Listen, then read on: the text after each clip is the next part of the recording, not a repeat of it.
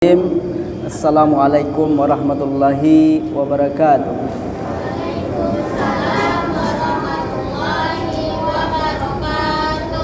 Alhamdulillah, alhamdulillahi rabbil alamin, hamdan naimin, hamdan syakirin. Asyhadu an la ilaha illallah wa asyhadu anna Muhammadan abduhu wa rasuluh la nabiyya ba'dah. Allahumma salli wa sallim wa barik ala hadzal nabiyil karim wa ala alihi washabihi ajmain. Pertama sekali kita bersyukur kepada Allah atas segala nikmat, taufik dan hidayah yang Allah berikan buat kita semua, sehingga pada malam yang penuh berkah ini insyaallah Allah masih memberikan kesempatan kepada kita untuk bisa hadir melaksanakan ibadah tarawih berjamaah, ibadah isya berjamaah, kemudian kita berada di majelis ilmu. Baik yang sama kita hormati Bapak Pengurus Masjid Al-Muhajirin beserta jajaran kepengurusan yang hadir, orang-orang tua kita, dan teristimewa adik-adik remaja, putra dan putri. Saya lihat luar biasa Pak, ini banyak ini generasi penerus, anak-anak soleh ya, soleha ya, putri-putri yang insya Allah akan menjalankan perintah Allah Subhanahu Wa Taala. Baik, kajian kita pada malam hari ini diambil dari hadis Arba'in ya, kitab Imam Nawawi rahimahullah. Ini urutan yang keempat. Nah, bagi adik-adik ataupun bapak-bapak, ibu-ibu jamaah mulia yang ingin nanti melihat di rumah, silakan itu bisa dicek kembali. Rasulullah SAW bersabda, an Abi Abdurrahman Abdullah bin Mas'ud radhiyallahu an. Jadi hadis ini dari salah seorang sahabat Nabi, Abi Abdurrahman Abdullah bin Mas'ud radhiyallahu anhu, salah seorang sahabatnya Rasulullah sallallahu alaihi wasallam.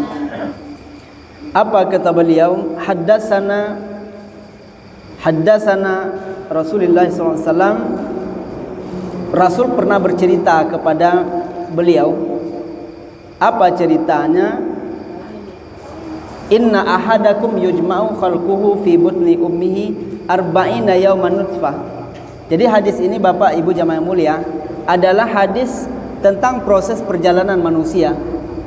Jadi ketika manusia berada di alam rahim ibunya ya, ataupun kita semua berada di alam rahim ibu, 40 hari pertama itu berbentuk air. Ya, 40 hari kedua berbentuk darah. 40 hari ketiga berbentuk daging. Di 40 hari ketiga itulah Allah perintahkan malaikat untuk meniupkan ruh kepada kita semua.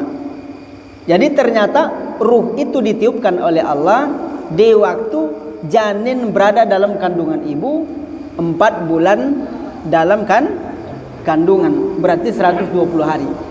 Nanti kalau ada teka-teki di sekolah, umur berapakah bayi dalam kandungan ibunya, ruhnya ditiupkan? Jawabannya adalah 4 bulan dalam kandungan ibu. Nah, ataupun 120 hari. Nah, Bapak-bapak, adik-adik remaja, putra dan putri yang dimuliakan Allah Subhanahu wa taala, itu proses manusia di dalam rahim ibunya. Nah, kemudian di waktu itu Bapak dan Ibu, Allah Subhanahu wa taala memerintahkan kepada malaikat untuk menetapkan 4 hal. Yang pertama adalah rezeki. Nah, rezeki, ternyata rezeki sudah ditetapkan oleh Allah di waktu kita berada dalam kandungan ibu, di usia 4 bulan dalam kandungan.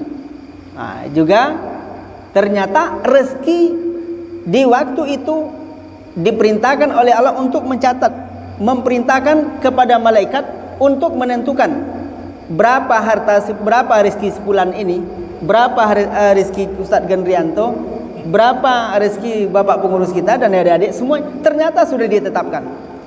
Ya, ternyata sudah ditetapkan oleh Allah Subhanahu wa taala melalui malaikat yang Ia perintahkan. Nah, kalau begitu berarti kita nggak perlu lagi berusaha, nggak perlu lagi kita bekerja, karena rezeki sudah ditetapkan. Kira-kira begitu Pak, Bu? Begitu Dek? Tidak. Ternyata menurut ahlu sunnah, walaupun rezeki ditetapkan oleh Allah, namun kita tetap harus berusaha. Ini salah satu contoh. Ini ada air di depan, ya, depan Ustadz Gani dan Pak pengurus kita. Kira-kira air ini bisa nggak dia masuk sendiri ke mulut kita? Bisa nggak dia datang sendiri? Ustadz, dengan segala hormat saya hadir sendiri ke atas ke mulut. Ada nggak? Tidak. Berarti ada unsur usaha untuk mengambil air ini. Mengambil, dikasih pipet dulu, baru diminum. Itu usaha. Tapi andai kata ini tak diminum, berarti dia tak jadi rezeki. Masya Allah. Dan Ustadz juga belum tahu entah yang ini nanti, entah yang ini, atau yang ini, atau tiga-tiganya. Wallahu a'lam. Nggak tahu ini ya Pak. Jadi ternyata kenapa Ustadz Genrianto bisa hadir malam hari ini? Ternyata ada rezekinya di sini. Ya, kalau rezeki Ustadz Genrianto malam hari ini di sini tidak ada, maka Allah tidak akan perjalankan sampai di sini. Ya Pak. Jadi rezeki. Dan kemudian kira-kira mana yang jauh perjalanan rezeki menuju kita atau perjalanan kita menuju rezeki? Kira-kira mana yang jauh deh, Pak? Mana kira-kira yang jauh perjalanan rezeki menuju kita atau kita menuju rezeki? Gimana kira-kira? Gimana? Kita menuju rezeki. Ya. Kira-kira pas Pak? Yang jauh perjalanannya berarti kita menuju rezeki ya. Kita menuju rezeki atau rezeki menuju? Gimana? Ternyata perjalanan rezeki itu lebih jauh dibandingkan kita untuk mencari kita. Siapa yang makan tadi pakai ikan laut? Ada? Ada enggak? Tadi makan berbukanya, pas makan, ada makan dengan ikan? Ada ya? Pertanyaan ikan laut yang kita makan, ya, coba bayangkan betapa jauh perjalanannya. Ada yang dari Vietnam, ya, dari Vietnam ikannya, tetapi ditulis di situ di punggung sebelah kanan itu Ustadz Genrianto. Maka dia tak akan dimakan oleh orang lain, ya Pak. Dia tak akan pergi ke negara lain. Dia pasti akan berangkat ke Balai Raja, di mana Ustadz Gen itu berada. Inilah rezeki. Dan kemudian kita makan pakai apa? Pakai tangan. Kemudian bahan makan itu apa? Nasi. Iya kan? Dan coba bayangkan, adakah adik-adik di sini nanam padi? Ada? Ada Pak? Coba kita bayangkan betapa jauh perjalanan beras dari Sumber ke Duri, dari Medan ke Duri. Coba bayangkan betapa daerah yang dilaluinya. Namun dia pasti akan sampai karena di situ sudah tertulis rezekinya si fulan. Ya Pak, itulah rezeki. Dia nggak tahu orang PSBB, orang sebagian sudah lockdown, namun makanan sembako itu dia tetap datang walaupun orang lockdown. Ya Pak, walaupun orang berdiam diri di rumah, namun Allah datangkan rezeki itu. Coba bayangkan betapa jauh perjalanannya. Ada malahan yang melalui bea cukai. Ada yang melalui berbagai macam izin berlapis segala macam. Namun kalau itu sudah merupakan rezeki kita, dia pasti akan sampai ke kita, ya Pak. Bapak-bapak, ibu-ibu, adik-adikku yang dimuliakan Allah Subhanahu wa taala, kira-kira sudah berapa banyak rezeki yang kita makan? Bisa dihitung, Pak. Nah, kalau kita kilokan, kita global saja, ada enggak kira-kira kita satu hari itu makan 3 on? 3 on beras. Kita gabung aja sambal lauk segala macam. Ada enggak Pak? Ada ya? 3 on satu hari berarti sebulan berapa kilo? Berapa? 3 kali 3 berarti 9 kilo. Itu baru berapa? Sebulan ya? Setahun berapa? 9 kali 12 berapa? Berapa dek? Berapa? 108. 108 kilo itu dalam satu tahun. Ada yang umurnya sekarang 10 tahun, Ada. Sudah berapa banyak adik yang berumur 10 tahun membusukkan beras di dalam perut? Sudah berapa? Berapa? Coba bayangkan. Ya. 1 bulan 9 kilo, 1 tahun 108 kali 40 tahun bagi yang berumur 40. Masya Allah, sudah 4,8 ton kita membusukkan beras di dalam perut ini. Bayangkan nikmat Allah. Kita nggak sadar, begitulah Allah Subhanahu Wa Taala mendatangkan nikmat. Coba bayangkan, kita makan berproses dalam lambung, besok dia berangkat, keluar dia, tidak lagi bermanfaat. Nah, Bapak Ibu jamaah yang dimuliakan Allah Subhanahu Wa Taala, maka dari itu kita umat Islam, orang yang beriman diminta oleh Allah untuk beribadah. Kenapa begitu? Andai kata kita tidak beribadah, bisa jadi makhluk lain ya lebih beruntung dibandingkan kita. Coba bayangkan, kami sama Bapak, saya lupa Pak Tumin ya. Pernah kami kerjasama Pak Pengurus untuk kebutuhan pupuk kandang, telek, tai ayam dari Payakumbuh sampai di sini satu karungnya berapa itu? Sekarang mungkin 20.000 ya Pak. 20.000 satu karung. Kali satu truk itu 500, 5 kali 2 berapa? 10 juta. Ada enggak orang yang mau membeli tai manusia sekilonya 3.000? Ada enggak? Satu karung itu 5.000, ada enggak beli? Tidak ada. Andai kata kita tidak manfaatkan kita sebagai makhluk Allah, bisa jadi ayam lebih bernilai dibandingkan kita. Kata anak ayam, "Mak, kita kalau mati, kenapa nama kita banyak? Tapi kalau manusia mati, namanya satu, almarhum, almarhumah. Tapi kalau kita mati, Mak, nama kita banyak. Ada ayam penyet, ayam bakar, ya, ayam gulai, ayam goreng, bermacam-macam. Tapi kalau manusia mati, namanya cuma satu, almarhum atau almarhumah. Tapi kalau ayam sudah disembelih kemudian dimasak, bermacam-macam. Iya enggak? Kalau kita tidak mau melaksanakan perintah Allah, berarti ayam lebih pintar bandingkan kita. Sesuai? Bapak Ibu jamaah yang dimuliakan Allah SWT, berarti rezeki sudah ditentukan oleh Allah, ditetapkan oleh Allah semenjak kita berada dalam kandungan ibu. Usia berapa? 4 bulan dalam kandungan ibu. Ya, jangan lupa ya. Inilah rezeki. Berarti perjalanan rezeki menuju kita cukup jauh dan prosesnya panjang. Satu. Yang kedua yang sudah ditetapkan oleh Allah adalah ajal manusia. Apa Pak? Ajal.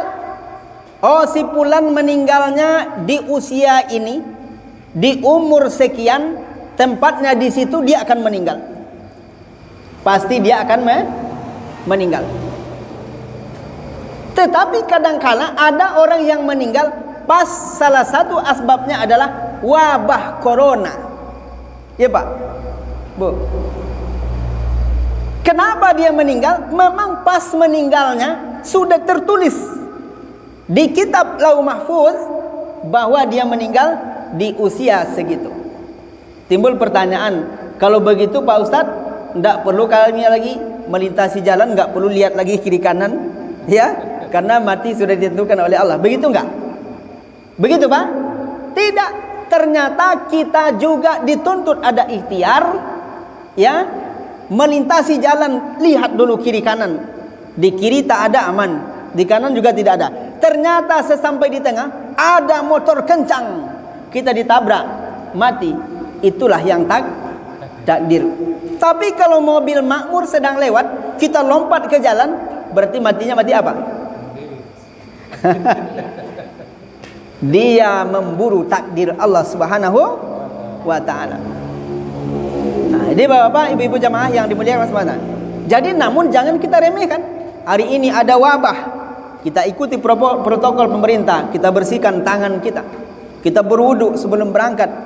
Nah kemudian kita pakai masker kalau keluar sana. Itu protokol pemerintah.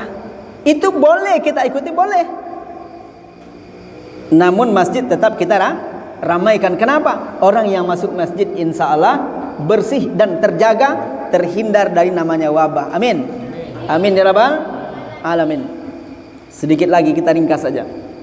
Jadi yang pertama rezeki, yang kedua adalah apa tadi? Ajal. Yang ketiga adalah amal. Amal manusia sudah ditetapkan oleh Allah Subhanahu wa taala, namun kita diberikan potensi lain, ada akal, ya, ada iman diberikan oleh Allah untuk mempertimbangkan semua itu. Kemudian yang terakhir adalah sakiun au saidun. Apakah orang ini bahagia ataupun celaka? Ternyata sudah tertulis di Lauh Mahfuz. Tetapi jangan kita pahami kenapa dia bapak ini sebagai pencuri. Dia mengatakan saya ditakdirkan oleh Allah untuk pencuri. Benar enggak? Kenapa dia bermaksiat? Dia mengatakan saya memang diciptakan oleh Allah untuk bermaksiat. Benar enggak gitu Pak? Tidak. Kenapa begitu? Karena kita diberikan potensi oleh Allah, ada akal untuk mencerna segalanya. Jadi maka dari itu bahagia dan sengsara, ya, baik ataupun buruk, kita diberikan pilihan oleh Allah. Mau kita ambil yang mana? Nah, Bapak Ibu jamaah, adik-adik remaja yang dicintai oleh Allah Subhanahu wa taala.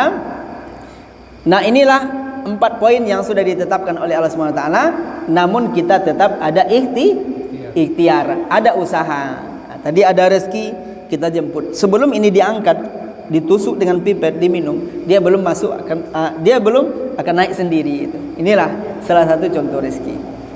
Jadi terakhir di dalam hadis itu ada orang yang melakukan amalan-amalan surga. Bahkan kata Nabi jarak dia dengan surga itu zira, tinggal 1 hesta saja, berarti dekat kali. Namun ternyata di akhir kehidupannya dia melakukan kemaksiatan, mati dia dalam maksiat, faduhuluha, maka dia masuk ke dalam neraka. Kata ulama, kenapa itu bisa? Ulama mengatakan karena orang itu melakukan ibadah kepada Allah karena dasar orang lain.